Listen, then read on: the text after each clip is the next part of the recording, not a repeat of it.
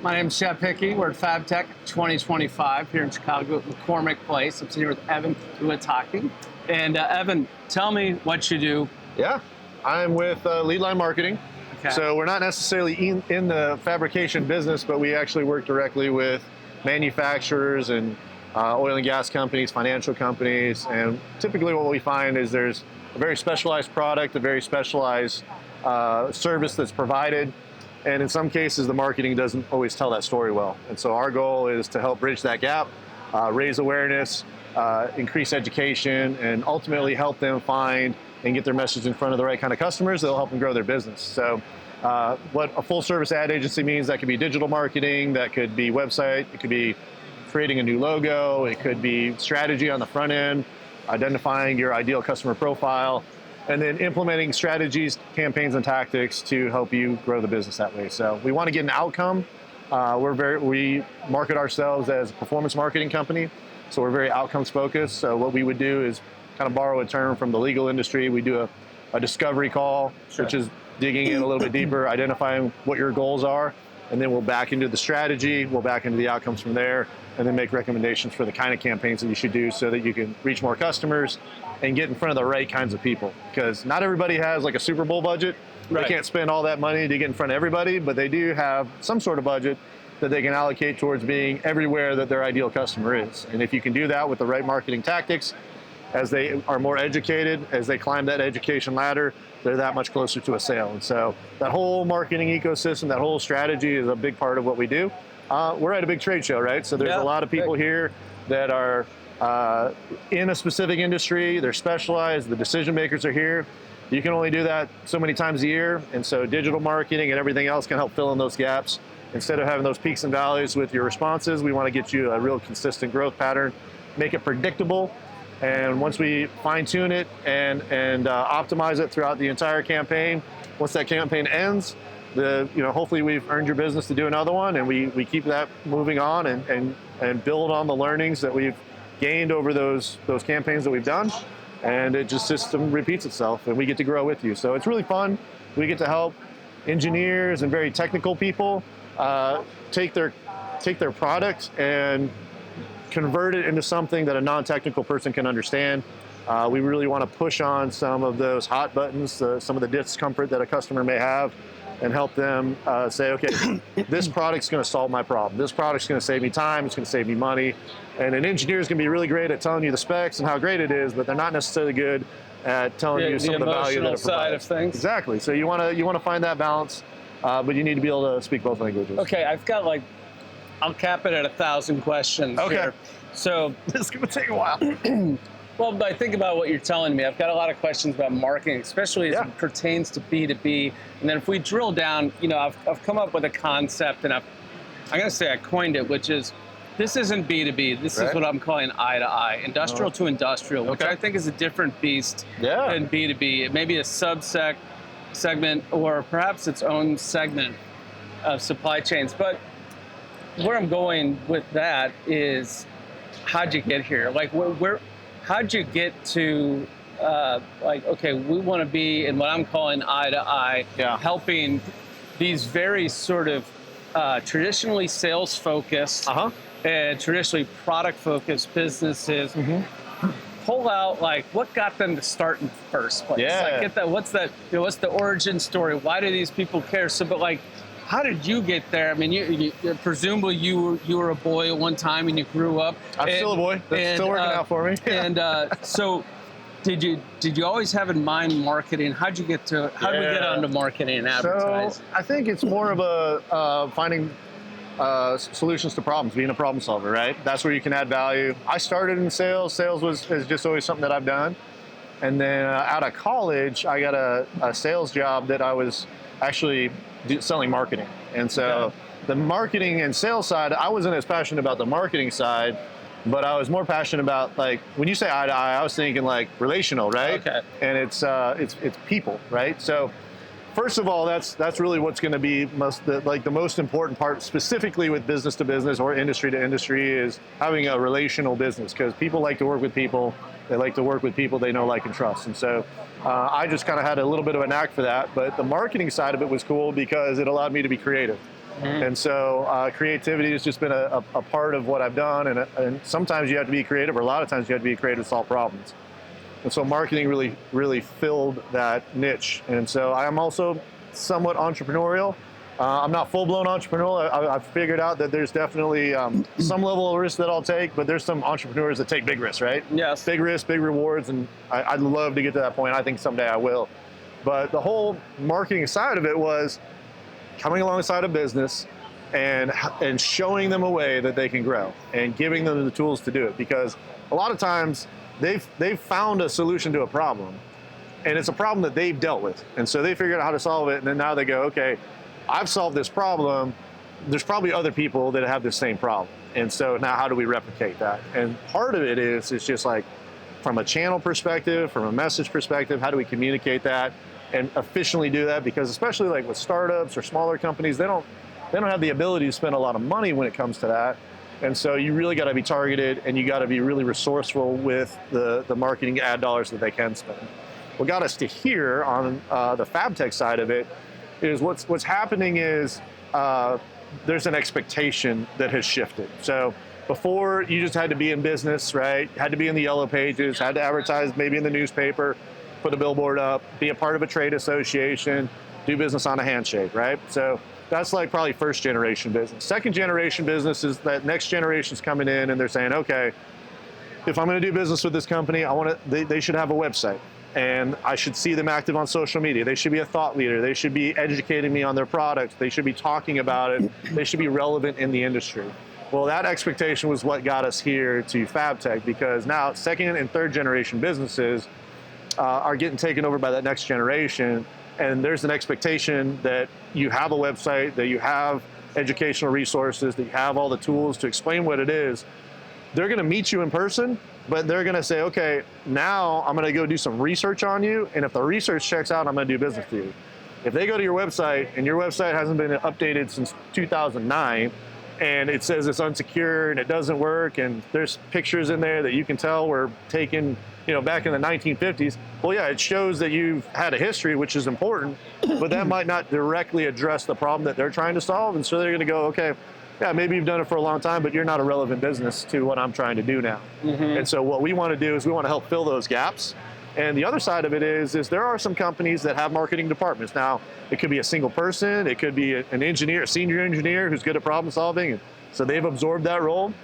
The challenge with that is I've yet to meet a marketing department that's not overloaded or behind on work. So there's always some sort of thing that they need to address first, so they're triaging. They're attacking whatever thing needs to happen next. So, hey, we got a trade show in 2 months. That date's not moving. We're focused on the trade show. Meanwhile, the sales team's like, our brochures have been out of date for the last 3 years, and it's not really connecting with the audience that we're going after. Or we have new products and we're not even talking about them yet. And I got a sales number that I got to hit, and I got no tools to go into the marketplace with. And so they're kind of throwing their hands up, going, all right, I got to be a squeaky wheel. I got to constantly demand that we get some updated content. So in those different cases, when we come to a show like this, we're talking to business owners or engineers or marketing people that go, yeah, I need a plug and play marketing department to where I can handle social media. Like we got that on lock. We're really good at communicating that. But we really need help on SEO. We're not that, like, Google changes all the time. The algorithm's always looking for the rightest, fastest answer. Right. And so if we can make sure that we stay relevant with that, that's where the performance marketing comes into play, is constantly fine tuning that to stay relevant within Google. And now, I don't know if you paid attention to it, if you do a Google search, do you know what's at the top of Google? What's the first response? The AI response. It's the AI response, right? So now you need to make sure that your website and the content is ranking on the authority score for AI. Because I know a lot of people that actually will go to ChatGPT or Grok to say, tell me everything I need to know about this company. Sure. And it'll go search the internet, it'll give you the answer back, and it never touches your website. If you're not in control of that narrative, or if somebody's like, give me the top 3 companies that I can buy steel from, right? If you're not talking about those things, ChatGPT is not going to even deliver you as a result. We want to make sure that you're a part of that, and that's where the AI is going to start coming into the marketing. So all those different pieces right now, the expectations rising, the more that AI becomes prevalent in everybody's industry, you need to make sure that you're checking all those boxes, because what's going to happen is you're going to start to fall further and further down, and they're never going to come across you. So well, let me ask you this, which is supply chain dynamics are interesting, like the relationship that exists between buyers and sellers. Right. And it's an old relationship, and I don't mean like old boys network. I just mean these are old relationships. Yeah. And that dynamic of how a buyer is going to behave, and how a seller is going to behave. And what I'm seeing right now is that the buyers are increasingly having a voice. Yeah. Because of the way information is being served up, and that sellers are increasingly have to make sure that they're there. And so when you go to a seller, or maybe when a seller is contracted, say, hey, we feel like we haven't optimized on a marketing or advertising side of things. How willing is that selling company or that distributor to really dig in? And because you're going to say something to them like, wow, you guys, what you're saying is true, but you're missing like this whole other piece that I think is really going to resonate. And so if you've had this, and that's happy news, when you're in marketing, to say, hey, there's this whole other piece we're not even doing yet. Are you finding that distributors or whomever are receptive to this idea of like, well, we've been saying this for a long time, and you're kind of wanting us to either add bolt this on with that message or come over to this message? Because there's a risk in doing those, because we've got our steady Freddy business. And you're saying, so what's that reception sort of like once you've done kind of your homework? Have you ever read the book Who Moved My Cheese? Are you familiar with that? No. It's like a real short book. I can't remember the name of the author. But it's called Who Moved My Cheese, and basically it's the exact situation you're describing. Okay. These mice, humanoid mice, they go to the same spot over and over. There's always cheese there. Well, one day they go to that spot and the cheese not there anymore. And so they start searching around and start trying to figure out where it is, and they completely have to change everything. And eventually they find the cheese again, but they find that the cheese keeps moving. And so that's kind of a picture of what you're talking about, where it's like, hey, we have a tried and true way that we've done business, and this is exactly what's worked. We don't need to change anything because it's worked for the last 50 years. And I totally respect that. And if that continues to work for you, it's great. But what happens is you start to see attrition, right? So maybe whoever the buyer was at the previous company, he's moved to someplace else, and the new buyer's come in, he's got more comfort with another company, and he goes to see who you are as a company. He's like, well, they seem great or whatever, but this other company over here has more enhanced tools, and I got a better relationship with him, or they're doing a lot of educational stuff, or they come visit me in person, or whatever that may be. Well, eventually what's going to happen is you're just going to see a natural decline in your business. And really, as a business leader, you need to pretty much stay in tune with what's going on. And if you're seeing that your numbers are starting to dwindle, you got to start asking yourself why. And if you're not willing to take a look at the tried and true, this is the way we've always done business kind of deal, the challenge, what's going to happen is that business will go away. I think it was Will Rogers that said, even if you're on the right track, you can get hit by a train if you're not going anywhere. And so you constantly have to be moving with that business. You gotta if you're not growing, you're dying. And so in some cases, that expectation is changing, the industry is changing, everything's growing with it. And up until, probably 10 years ago, you could have a website that you built one time and you never touched it again. Right. But with paid search, SEO, everything's changing, and there's an expectation that you're relevant with all those different things. I mean, the fact that you have a podcast is probably a little bit considered cutting edge right now, but in the grand scheme of things, it's education, it's networking, it's expanding your reach all across different platforms. You're going to be a part of, my audience. I'm a part of your audience now. And so that network and that net's going to get a lot wider. And so when you have that in your toolbox, you're going to see yourself grow as a business, as opposed to if you didn't do that. Now, if you're a tried and true business, you might have that steady growth, right? You're growing 5-10% every single year. You're happy with that. That's great. But every time I've been in sales a long time, nobody wants to have steady growth. Everyone wants that hockey stick. It's like, Yeah, hey, of course. whatever we did last year, that's not good enough for this year. So we got to figure out a way to grow it. And just doing the bare minimum is not going to hit that number. You can have a really good salesperson. Like, I like to think of myself as a really good salesperson, but I can be a great salesperson if I have really good, effective marketing that's just going over the top. It's selling while I'm sleeping. Have you ever heard of the term a marketing ladder? Tell me about that. So marketing ladder is, think of it as education, right? Okay. So every rung of that ladder, every point of contact that you have with somebody, they're climbing closer and closer to a sale. So the most educated customer is going to come to you and say, I want to buy your system. You didn't have to sell them anything. It's because your marketing did all of that work. Okay. Now, in some cases, the salespeople get a lot of credit for it, right? Because if the marketing's doing its job, all of a sudden sales is closing a lot more, and sales go, well, it's because we're great salespeople. Sure. Which probably they are, right? But it's a system. Yeah, but all they are is responsive. And what you have at that point is you really don't need a good salesperson. You just need an inside salesperson who can just take the call, take the order. But what is it? I'm just going to hit you with all sorts of quotes. Yeah, hit me. Awareness creates demand. And so the more aware that your customer is about what you do, the more you're educating them, they're climbing that ladder, and that gets you that much closer to a sale. To where now, your customers actually are talking about your stuff because they're like, man, check out this cool new thing, this new piece of equipment that they put in. We're using it, and it's revolutionizing what we're doing. You need to do that. That's still sales. That's still marketing. It's just referral. It's re-engagement. So all those different pieces combined can make a huge difference. If you're happy with where you're at, my message isn't going to resonate with you. But whenever your discontent gets to the point where you're like, what, I'm not happy that our business keeps shrinking and it's a slow, steady decline, it's probably because it's time to change. It's time to expand what you're currently doing and go a little bit bigger than you've currently done in the past. But that's the expectation now. My times of greatest worry is when things are going well. Yeah, good is the enemy of great. And I'm always waiting for that other shoe to drop, right? Yeah.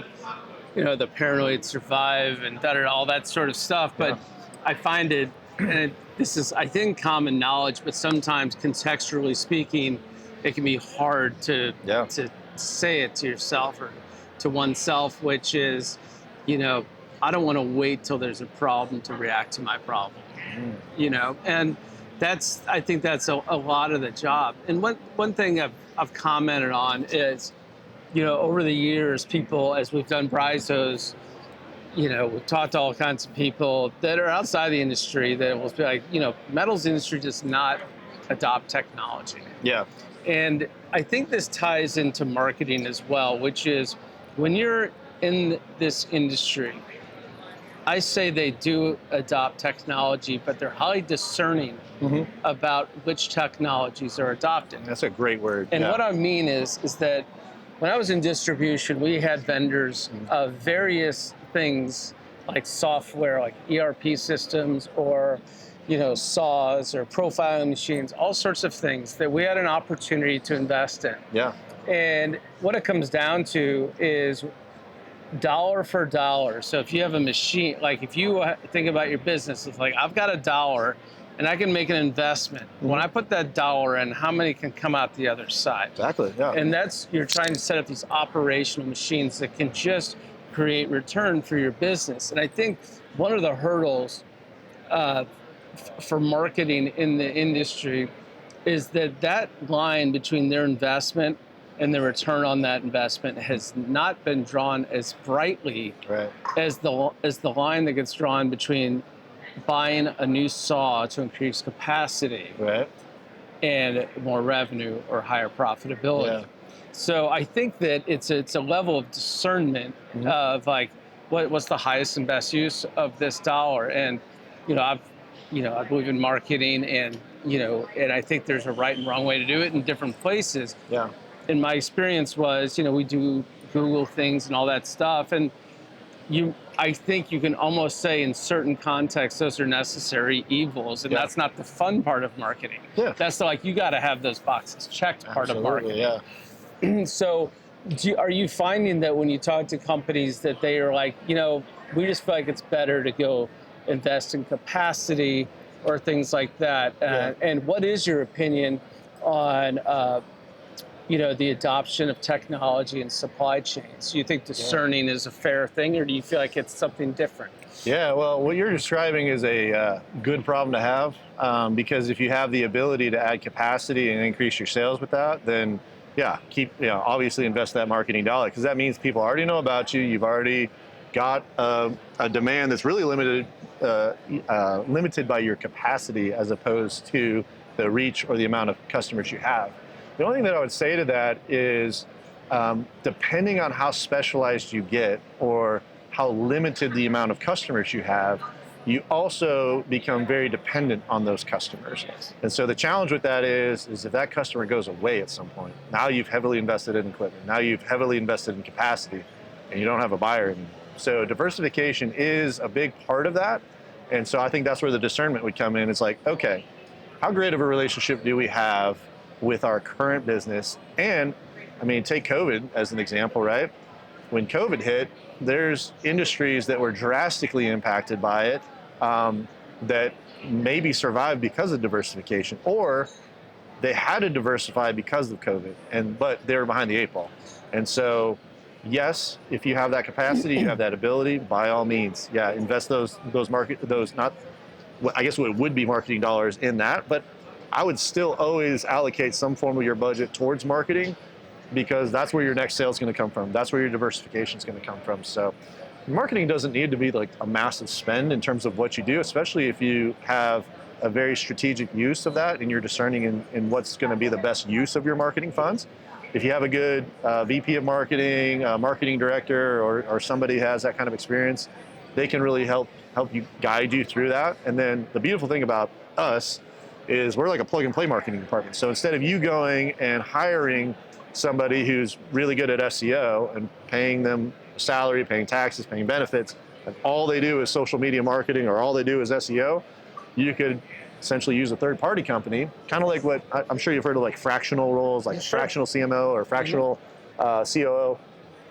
Use us as something like that, where it's like, hey, we have a campaign that we need to do, we have a new product that we're launching, let's get that marketing out for that specific thing. And maybe you can take it over from there. Like if we redo your website, we can redo your website in such a way that you can maintain your website, instead of me having to do every single thing for you. And so so that's really important stuff. And I think it's super relevant, because it's talking about the idea of, we just bought a new saw. Yeah. Great. How are people going to know? Nobody's going to know about it. Yeah. So then it brings me to another question, which is, cost of our customer acquisition cost. Yeah. And then the lifetime value of that customer. Yeah. And it comes down to also with these companies that are thinking capacity and utilization capacity, are they seeking increased wallet share from existing customers? And they aren't necessarily talking about bringing on new customers, because that is, for many businesses, there's nothing worse than making one sale to one customer, filling the leaking bucket. And so, is the capacity being brought on for these other value-add services, and just to get more wallet share? In which case, that salesperson could very easily just say, "Hey, I just want you to know we can also cut up to 24-inch OD or whatever like that." So, I think that there's a lot in there as far as the discovery. To me is so important, because as with all things, if you don't really understand the, I'm going to say problem, I don't know if it's a problem, but the impetus for you being there, like if you can't really uncover that and say it in a sentence, then you shouldn't begin whatever is next. You know what I mean? But what you're talking about, I think, is really a great model for the industry, which is, we want to flex up for a bit on marketing. We want to flex up and get our website. We want to get Google Analytics working correctly, so we can target correctly and all that sort of stuff. So I love the model of what you guys have, because I think it's really, and I think most times it'll lead to, hey, that was a good experience. How do we keep going?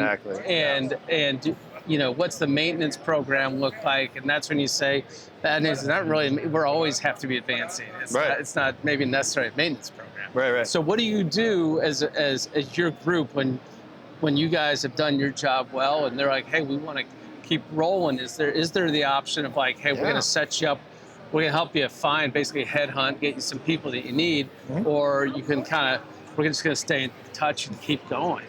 Yeah, so typically what happens, we'll do that pre-quote discovery on the front end, which is trying to uncover those objectives that you're trying to reach. And then we'll make recommendations on how we'll do that. Historically speaking, we're going to first solve whatever your biggest need is, because that's going to get you the opportunity to work with us. That's going to get you in the door to where you're familiar with who we are, what we do. If I come in with everything, you're going to be like, all right, this is way more than I thought I wanted. I'm overwhelmed. I don't want to touch it now. So we don't want to necessarily do that, even though it's helpful to give you that full picture, and we'll do that if you want. But what we'll typically do is we'll basically say, all right, based on our conversation, based on the audience that you're trying to reach, the industries, all those different things, here's our recommendation, what you should do. And then usually at the end of the quote, we'll make 1 or 2 additional future recommendations. And those are going to be like, hey, all right, this is phase 1, let's get all the way through. And then phase 2, you should start considering these things. Typically, once we've gone all the way through the campaign, that's when the phase 2 conversation will happen. It's like, all right, do you want to keep doing this, or do you want to maybe add an additional piece to that? And that's going to help you take that next step to a full-blown marketing ecosystem. When you get that marketing ecosystem in place, the beautiful thing about that is it becomes predictable results. You go, I'm spending this amount of money, that dollar in, and what's the output? And CFOs love us because once we have that whole piece in place, through our analytics, through our performance optimization, and our reporting back to you, we actually hold ourselves accountable to your results. We'll actually go, okay, based on what we're seeing right now, you're at X in, Y out, but we're seeing a couple of different channels that are responding really well. And you're in control of your ad spend, so that could be your paid search, your paid keywords, your paid social, whatever. If we're seeing a trend that is responding well. For people that are listening, when you're saying ad spend, you're talking about if a company wants to rank or come up as a first page result on a Google search, or how so you guys put a plan into action, and it is a channel test, which is, okay, we're going to cast these 5 things out into the world, and we're going to optimize Google, and say we want to come up when the user searches these words. Exactly. Yeah. Okay, the keywords. So the keywords, and then you say, well, we're going to be on LinkedIn. We can do that stuff. Great. And so you've got the full scope. And then the other thing I'm thinking about, and something that is hard for the company that's hired marketing. One of the things that's going to be difficult is to get that company to carve out the time to make the marketing work. And for example, you said something like earlier, like thought leader. So you could be getting somebody who is, a lot of companies are probably maybe understaffed versus overstaffed. And like, hey, I really need you to even proofread what our ghostwriter wrote, or we need you to, so how do you get that done? Because that's a tough part, and I think it's really worth it to push that company through. Like, I know this is a new thing for you, but how do you work with that? Yeah, so I feel like we're maybe touching a little close to home right now. So the important part about that is, and you totally are. I mean, this is something that we've hired marketing companies in the past, and much of what's driving our marketing right now is we've integrated it into our business. Meaning that we have, our work environment is a marketing system. So it's we can't carve out time to explicitly market. So our office is cameras. It is like a set. And so we can constantly be creating content because I was being asked to hey, will you write this, or will we do that? And I'm just like, I would love to, but competing priorities, this isn't, in marketing, gets the shaft a lot. It just does. And it's too bad, because you can, talk about real estate, something that everyone understands. You can build the most kick-ass house you want, but if nobody knows about it, you know? So how do you work, how might somebody like me who is doing what is really the right thing for my business, but how do you get me to carve out the time? Well, it's not part of your vetting process. I charge you a lot of money. Now you feel like you have to spend the time doing it. No, I'm just kidding. Fair enough. Some of that is you basically identified right off the bat, hey, this is a priority. So I brought in a third party. It's kind of like hiring a trainer at the gym, right? You can go work out at the gym, but when you're paying somebody to do it, you can take it a little bit more seriously. The other thing I would say is, and this is kind of like a little bit of a hack, but if you got paid AI through ChatGPT, you can actually teach ChatGPT to create content for you. So you can say, hey, like this is my voice, and this is what we talk about, and this are our products, and everything else. You got to be smart. Like, don't use the free version because now you're essentially feeding AI. But if you have the ability to really contain it within your system, you can say, hey, I need to create a short 2-minute video about this, and here's what I want to talk about. Knowing what you know about me, write that script. And so that can create some of the content, and then you basically spend a little bit of time tweaking it, personalizing it, making your own. And so you can, in some capacity, accelerate that process so you're not spending as much time in the creative part. The other side of that is hiring technical writers or hiring a creative director. And what they're going to do is they're going to specialize in that specific kind of industry, the knowledge base, and whatever else. What I really like about us having an in-house creative director is I've been in situations where I'm like, we need to update our photos, or we want to do like a 2-minute brand video, and we just want to talk about our company. Well, if I just hire a videographer, he's going to come in and expect you to know what to say. Right. And so he's going to say, hey, you're the owner of the company. Rolling tape. Yeah, we're gonna start recording, and just do your thing. We'll edit it all together. Well, the creative director is going to approach that a little differently. The creative director is going to dig in. They're going to do the research. They're going to identify with you and uncover what are the hot points, what are the hot buttons, like what's the message that you really want to communicate, what's the parts of your system you want to highlight, what are the things that you want to show, and they're going to help craft that narrative. So they're going to tell you, all right, we're going to storyboard this out. This is what we're going to do. Before we even start recording, we're going to know exactly what we're going to capture. Right. And we're going to say, I want you to talk about this. And you'll go, okay, no problem. As opposed to start talking. And so the post-production on that's a nightmare, by the way. Exactly. So if you go in there with a plan and you have that creative director and that team on the front end that does a lot of that work for you, it doesn't become such a time suck for you, because you can basically say, all right, I'm just going to talk about these things. I already know what I'm going to talk about because we've already, prioritized that. And so you're not dreading the interview. You just go in and go, okay, now I'm going to start talking about how my system's going to save you time. Now I'm going to start talking about, how beautiful our system is and how easy it is to navigate. You're going to go into all those different things, and they're going to merge it all together and make it really flow and capture that within 2 minutes, because you can get 45 minutes of content, I'm sure. But then how do you know what part to trim out and what to really, hit on the high So points? for those who are listening to this, like what would be like a litmus test for them to be like, yeah, we're probably good candidates for that. Like, okay, go look at your website. Yeah. Go look at your LinkedIn. Like, what are things they can evaluate themselves to be like, or is that just something they probably know it and? They're probably. They probably already have people that know the answer to that, and they're the guys in the field. The guys in the field are the ones that are doing the actual interactions with the customer. They're the ones that know what the hot buttons are for the customer. They know what the needs are for the customer. And so a lot of times when I see like a sales and marketing team that works really well together, the marketing resonates with the customer. When you have marketing over here and you have sales over here, marketing's doing what the brand wants. Sales is doing what's going to get them the actual sale. Right. So they're going to talk about this, and they're going to say, don't go to our website because our website's not going to tell you what you need to know, and call me and stay, right? And so when you have that disconnect, what's happening is your marketing's not helping your sales team, and your sales team doesn't want to use your marketing because your marketing's not speaking to the problem that's actually resonating with the customer. Can I fairly say that you need to have your air support supporting where the ground is? Absolutely. Right. Yeah. If you do an air support and your team's over here, that's not doing you any good. Right. So that's sort of like, people love selling, from St. Louis. People love selling Anheuser-Busch because they know that during the football games, there's going to be 12 Bud Light commercials or Budweiser, whatever commercials. So like, we're getting all that air support. Yeah. We'll definitely sell that. Yeah. Because people are going to come in and buy it. Right. And the other thing I was thinking about as you're talking about that is I'm going to change gears slightly on you, which is, and I don't do this very often on a podcast, but you are so attuned to it that I've got to bring it up, which is we just released our new release, right?